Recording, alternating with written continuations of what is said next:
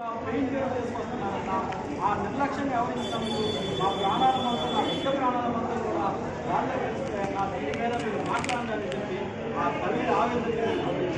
అదేవిధంగా కొడుకుని కాపాడే క్రమంలో కొడుకుని తోసివేసి తల్లి మంటల్లో చిక్కుని కాలుపడుతూ ఉంటే ఆ కొడుకు పట్ల బాధ మనం గమనిస్తూ ఉన్నాం. ఈ ప్రమాదాలన్నీ ప్రభుత్వాలు ఒకే కోణంలో చూడాలా. కర్నూలులో బస్సు కట్టడం జరిగింది. కర్నూలులో 10 నుంచి 20 లక్షల వరకు, అది ట్రావెల్స్ యాజమాన్యమైనా కానీ ప్రభుత్వమైనా కానీ స్పందించి 20 లక్షల రూపాయలు అక్కడ ప్రకటించడం జరిగింది. కానీ ఇక్కడ మాత్రం రాష్ట్ర ప్రభుత్వం 5 లక్షలు, కేంద్ర ప్రభుత్వం 2 లక్షలకు పరిమితం అవడమైంది. ఈరోజు వలస కూలీల పేరు మీద హైదరాబాదు, నిర్మల్లో, జగిత్యాలలో పనులు చేసుకొని శ్రీరామనవమి పండగ సందర్భంగా ఆ పండగ వచ్చి ఆ ఊళ్ళో పండగ చేసుకోవాలని వస్తున్నటువంటి వలస కూలీలు చనిపోతే ప్రభుత్వం మాత్రం నిర్లక్ష్యంగా వ్యవహరిస్తుంది. ప్రభుత్వం మొత్తం కూడా మరణాలు, బస్సు ప్రమాదాలు అన్ని విధాలుగా చూడకుండా కూడా ప్రభుత్వం వివక్షకు చేస్తుందని తెలియజేస్తుంది. ప్రభుత్వం వెంటనే స్పందించి ఆ కుటుంబాలకి 20 లక్షల రూపాయల ఎక్స్గ్రేషియా ప్రకటించాలి. ఆ కుటుంబంలో నివసిస్తున్నటువంటి పెద్ద చనిపోతే ఆ కుటుంబం రోడ్డు మీద పడింది కాబట్టి ఆ కుటుంబంలో ప్రభుత్వ ఉద్యోగం కూడా కల్పించాలని సందర్భంగా తెలియజేసుకుంటూ 2 ఎకరాల వ్యవసాయ భూమి కూడా కుటుంబానికి కల్పించాలని కూడా మాదిగ రిజర్వేషన్ పోరాట సమితి వ్యవస్థాపక అధ్యక్షుడు ఉసిరిపాటి బ్రహ్మయ్య మాధవ్ గారి నాయకత్వం మేము డిమాండ్ చేస్తా ఉన్నాం. నిన్నగాక మొన్న వేట్లపాలెం అనే సంఘటన జరిగింది.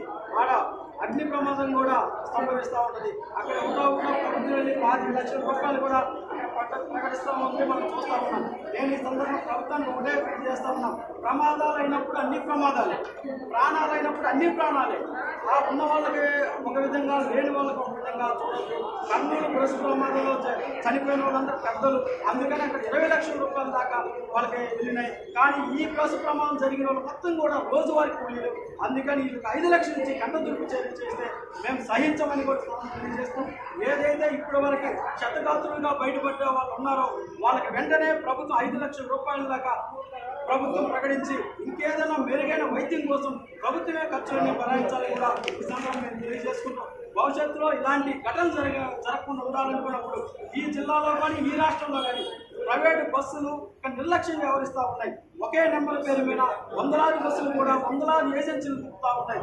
ఒక నెంబరు, ఆ నెంబర్ దాని ఎక్స్పీరియన్స్ ఎంత ఉండాలి, దాని పర్మిట్ ఏ విధంగా ఉండాలి, ఆ బస్సు వెళ్తుందా లేదా అనేది కూడా ఒకసారి ఆలోచించి ప్రభుత్వం వెంటనే చర్యలు తీసుకోవాలి. ఈ విధంగా ప్రమాదాలు జరుగుతున్నప్పుడు ప్రభుత్వం కూడా దృష్టి పెట్టి ప్రమాదం జరిగినప్పుడు ఏ విధంగా సేఫ్ జోన్లో ప్రయాణికులు మొత్తాన్ని కాపాడాలని కూడా ఒకసారి ప్రభుత్వం దృష్టి పెట్టుకొని ఆ బస్సులు లాయర్ చేసే విధానం కూడా మార్పు చెందాలని కూడా తెలియజేసుకుంటూ అక్కడ ఉన్నటువంటి పరిస్థితి 108కి 100 సార్లు కూడా ఫోన్ చేసిన రెస్పాండ్ అవ్వడం పరిస్థితి మనం గమనిస్తూ ఉన్నాం. వైద్య శాఖలో కూడా రెస్పాండ్ అయ్యి 108 కానీ 101 కానీ 100 కానీ స్పందించి వెంటనే రావాలని కూడా ఈ సందర్భంగా మేము తెలియజేసుకుంటూ ఇక్కడికి వచ్చేసరికి ఇక్కడ అందరూ బాగున్నారు, వాళ్ళు కూడా డిశ్చార్జ్ చేస్తారని కూడా తెలియజేసుకుంటూ మరొకసారి ఆర్టీఓ గారు ఆ బస్సును పర్యవేక్షించినటువంటి ఏదైతే ఆర్టీఓ గారు గారిని సస్పెండ్ చేయాలి. అదేవిధంగా అక్కడ జరిగినటువంటి ప్రాణాలు కోల్పోయినటువంటి ప్రతి ఒక్క కుటుంబానికి 20 లక్షల రూపాయలు ఎక్స్గ్రేషియా 2 ఎకరాల భూమి, అదేవిధంగా ప్రభుత్వ ఉద్యోగం కూడా కేటాయించాలని కూడా తెలియజేసుకుంటూ అదేవిధంగా కర్నూలు బస్సులకు ఏదైతే న్యాయం జరిగిందో ఇక్కడ కూడా అదే న్యాయం జరగాలి. మరి మరొకసారి కూడా గుర్తు చేస్తూ ఈ రాష్ట్రంలో ఉన్నటువంటి 175 నియోజకవర్గాల ఎమ్మెల్యేలు ఉన్నారు.